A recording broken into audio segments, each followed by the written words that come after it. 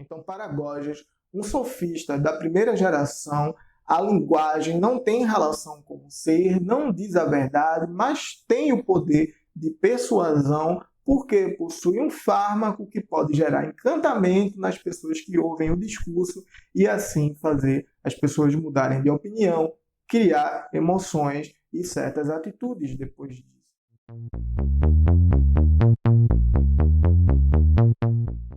Sofista vem da palavra grega sophos, que quer dizer sábio, e especialista em saber. E a própria definição de alguém como sofista é uma definição positiva, alguém que sabe algo, alguém que é especialista em algum conteúdo. Porém, por muito tempo, a academia e o senso comum teve uma avaliação negativa dos sofistas, porque Platão, junto com Aristóteles, entendia que os sofistas desvirtuava o caminho para o conhecimento da verdade e por outras características, como, por exemplo, cobrar para ensinar aos jovens e às pessoas da polis que estavam interessadas no debate. Porém, hoje os sofistas são vistos de uma maneira diferente, porque os sofistas são responsáveis por fazer o elo de ligação da passagem do pensamento pré-socrático, aquele pensamento da física, do qual eu já falei aqui no canal, e você pode acompanhar aqui no card ou na descrição, desse tipo de pensamento para explicar a natureza, para pensar as questões do homem e das questões que estavam relacionadas ao homem, questões culturais, como questão da arte, questão política, questão de ética, questões morais. Os sofistas foram que fizeram essa transição. E essa transição acontece devido à necessidade do próprio movimento das questões filosóficas. Porque depois de muito tempo de questionamento sobre a origem das coisas e da natureza através da física, esse questionamento sobre o cosmos, esse debate filosófico, vamos dizer da seguinte maneira, se esgota. Então os sofistas é que fazem essa virada para pensar o homem. Aliado a essa mudança de eixo temático, tem a questão sociocultural e econômica na época da Grécia, que influenciou diretamente o surgimento, o aparecimento desses sábios.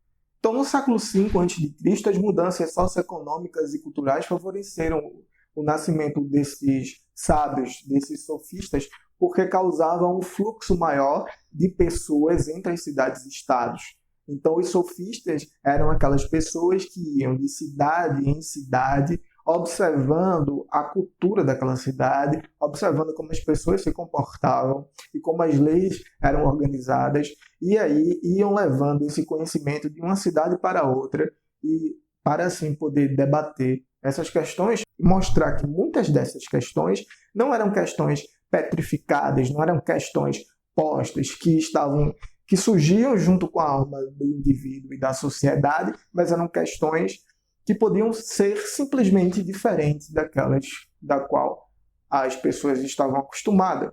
Então, claro, junto a isso, tem uma série de fatores que influenciam diretamente no surgimento dos sofistas e diretamente também na importância que essas pessoas ganham dentro da ágora, dentro do pensamento grego. E uma dessas características é a crise da aristocracia, o fortalecimento do demos, a ampliação do comércio e a difusão desse conhecimento que eles obtinham nessas suas viagens.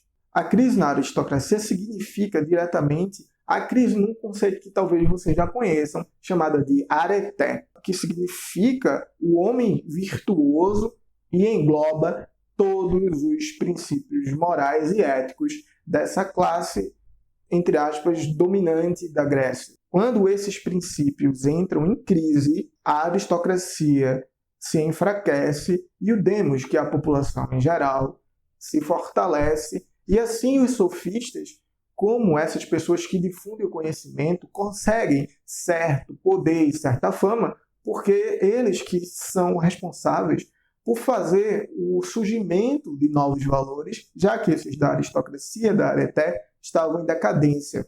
E por que eles faziam isso? Porque se acreditava que essa areté, que esses princípios valorosos estavam vinculados à própria alma do indivíduo. E quando os sofistas viajavam de uma cidade para outra, eles percebiam que não, que isso poderia ser ensinado e poderia ser aprendido por pessoas que não eram aristocratas. E assim surge a questão, como é que se adquire virtude política?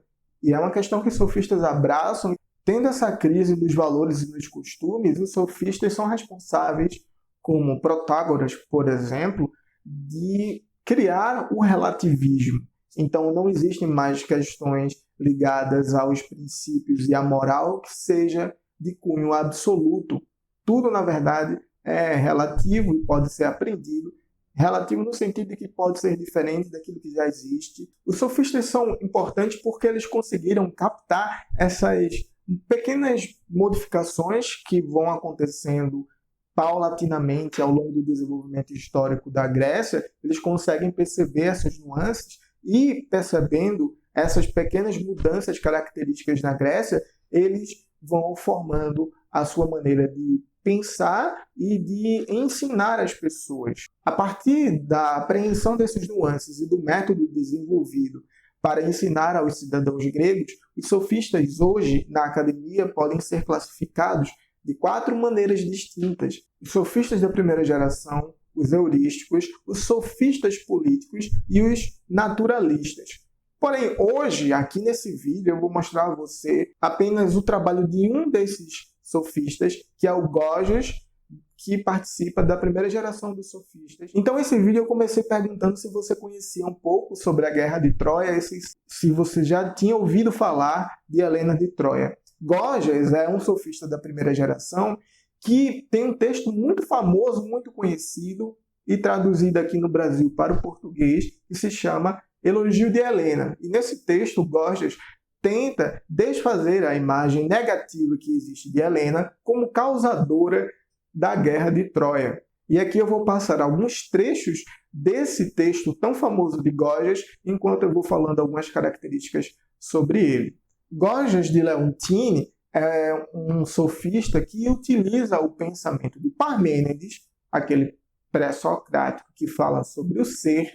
Eu também tenho outro vídeo aqui nesse canal, nessa playlist, que fala sobre Parmênides de uma maneira mais detalhada. Você pode ou ver aqui nos cards ou ver na descrição o link para esse vídeo.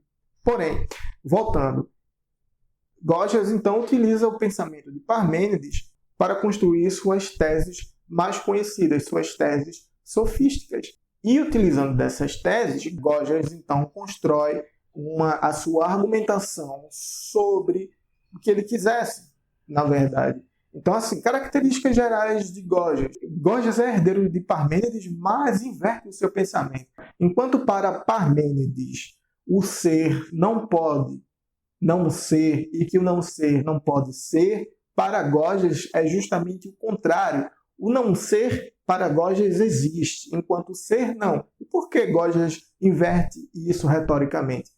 E isso, é bom que você preste atenção, faz parte da caracterização geral do pensamento de Gorgias e serve para você o entender melhor. E quando você for abordado em alguma questão sobre os sofistas e mais especificamente sobre Gorgias, isso tem que ficar claro na sua cabeça.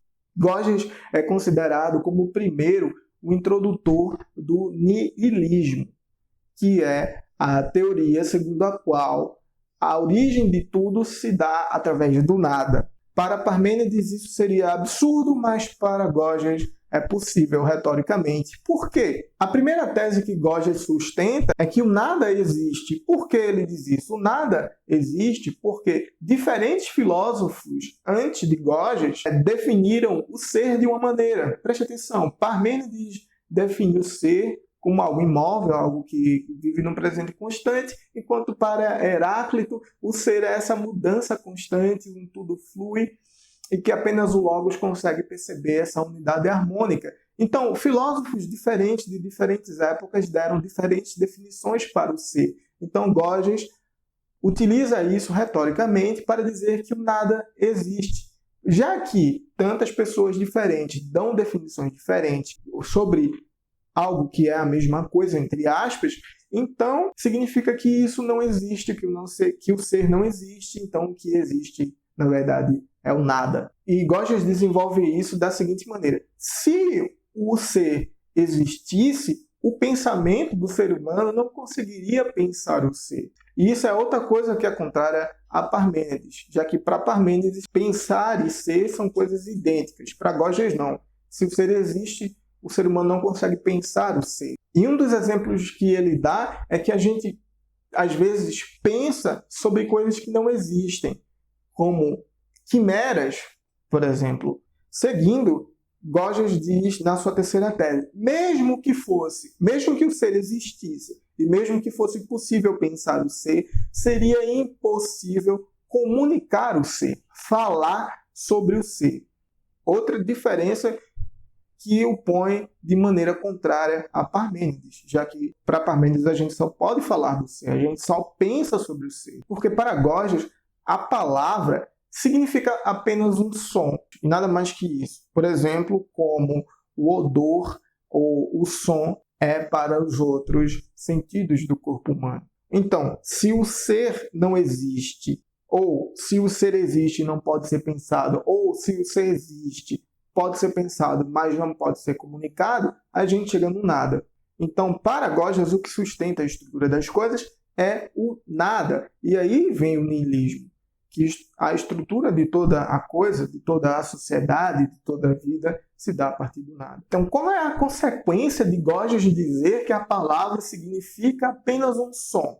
E aqui é onde a gente consegue achar a nossa relação com a defesa de Helena de Troia. A palavra perde sua relação completa com o ser, como foi tão defendida por Parmênides em Gorgias de Leontine. A palavra não tem nenhuma relação com o ser. O ato de falar não tem relação com o ser. Não diz o ser, não faz referência ao ser.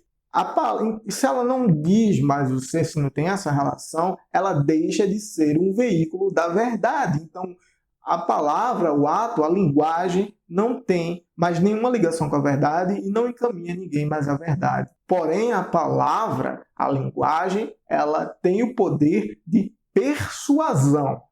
Ela serve para convencer as pessoas de certas opiniões e de certas teses, para defender essas teses. E quando a palavra tem o objetivo a convencer um certo público ou certa pessoa, ela é conhecida por Gorgias como oratória. E quando a palavra tem um objetivo estético, ou seja, algo relacionado à beleza, ela então assume a posição de arte. Ou seja, a palavra para Gorgias não se refere mais à verdade do ser, porém ela ganha objetivos práticos de convencer as pessoas e de se relacionar com o belo.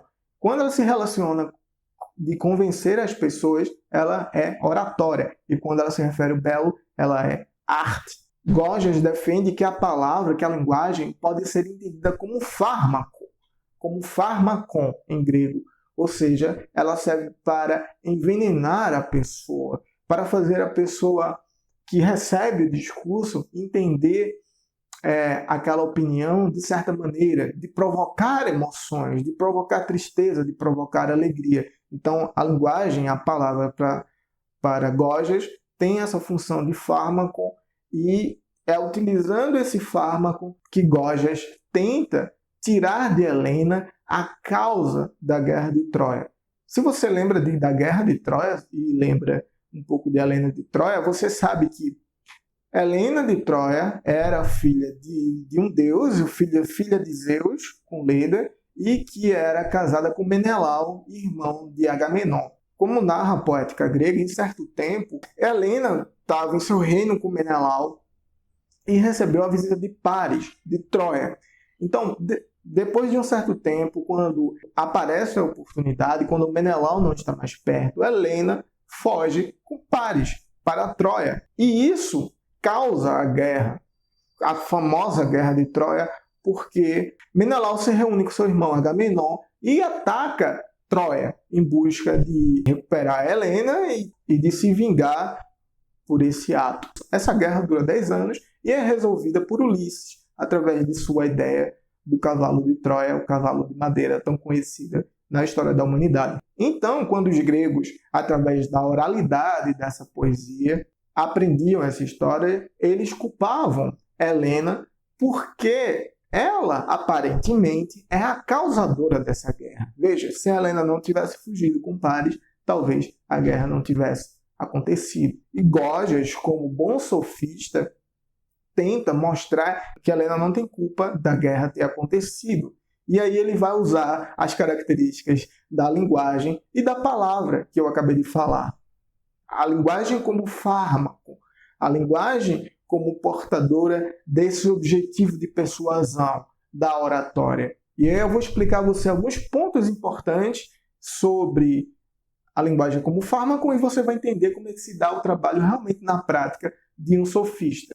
Para Gorgias, o discurso é um fármaco porque ele atua diretamente na alma e na memória do interlocutor, fazendo com que surja nesse interlocutor emoção, comoção e, finalmente, persuasão. Esse é o objetivo da retórica de Gorgias, é persuadir. E nesse texto sobre Helena de Troia, o que ele tenta fazer é convencer o leitor de que Helena não é responsável pela guerra que durou 10 anos. Helena, na verdade, é uma vítima e ela é vítima por vários motivos. A Gorgias acredita tanto nessa caracterização da fala e da linguagem que, para ele, é possível mudar a memória e a percepção de toda uma multidão, de toda uma sociedade sobre certo assunto. Se você elaborar muito bem a sua linguagem e sua fala, você conseguirá modificar a percepção e a memória de uma certa sociedade sobre determinado assunto. E a gente pode pensar nisso contemporaneamente. Como, por exemplo, hoje a gente entende a escravidão. Como, por exemplo, a gente entenderia a escravidão há 50 anos atrás. Pense um pouquinho sobre isso e veja como a linguagem, como o discurso de certas pessoas nos influenciam a entender certas condições de nossa sociedade, de nós mesmos, de uma maneira diferente da qual a gente entendia anteriormente. Então, mesmo que Gorgias diga que na linguagem a gente não possa dizer o ser, que a gente não possa alcançar a verdade, ou seja, que a linguagem não tem relação nenhuma com a essência das coisas, ele assume que a linguagem está presente entre todas as pessoas, entre todos os homens e mulheres, e que, portanto, a linguagem tem esse poder muito grande de persuasão e deve ser usado. E ele usa esse poder de persuasão da linguagem para tentar desfazer essa visão negativa que existe de Helena. Então, o fármaco é uma palavra grega que pode ser entendida como veneno, como droga, como filtro e como encantamento. Ou seja, através da fala, a pessoa que está ouvindo o interlocutor pode ser encantado, pode ser encantado, e daí surgir várias emoções das quais você conhece muito bem. Porém, encantamento cabe perfeitamente para entender o que Gorgias tenta fazer no elogio de Helena. O objetivo da retórica de Gorgias, através desse fármaco que ele acredita que a linguagem tem, é criar no interlocutor, criar em você, criar em mim a imagem de algo. E essa imagem vai influenciar diretamente na nossa ação. Então, Gorgias, no elogio de Helena, não nega, por exemplo, que Helena fugiu com Paris. Não nega que, por causa disso, houve a guerra, que durou 10 anos, e milhares de pessoas morreram e prejuízos incomensuráveis aconteceram. Porém, através desse encantamento da palavra, ele tenta criar no leitor do texto a imagem, a visão de que Helena não é responsável por isso, e aí elenca vários motivos que eu botei através de texto na tela para você ler enquanto eu falo, ou que eu estou botando agora. E esses motivos, se forem conhecidos, podem fazer o leitor criar a visão, mais uma vez, de que Helena não é responsável por isso. Ou seja, se a gente entender as motivações de Helena, se a gente entender por que ela agiu daquela maneira, talvez a gente entenda um contexto maior e saiba lá que Helena não agiu daquela maneira porque ela quis. Essa é a intenção de Gorgias. Então, para Gorgias, um sofista da primeira geração, a linguagem não tem relação com o ser, não diz a verdade, mas tem o poder de persuasão, porque possui um fármaco que pode gerar encantamento nas pessoas que ouvem o discurso e assim fazer as pessoas mudarem de opinião, criar emoções e certas atitudes depois disso. Se você gostou dessa aula e quer aprender mais sobre filosofia, tanto para o Enem como para a sua vida, se inscreve nesse canal. Eu sou um professor de filosofia e vou ajudar você. Se tiver alguma dúvida, comenta aqui embaixo que eu vou responder. Se você não quiser comentar, mas quiser me enviar um e-mail, também faça isso, eu vou responder você. Eu espero que essa aula tenha ajudado você de alguma forma e eu espero realmente que você entre na universidade, que você tenha sucesso na sua prova do Enem. Meu nome é Maximilian, eu sou professor de filosofia.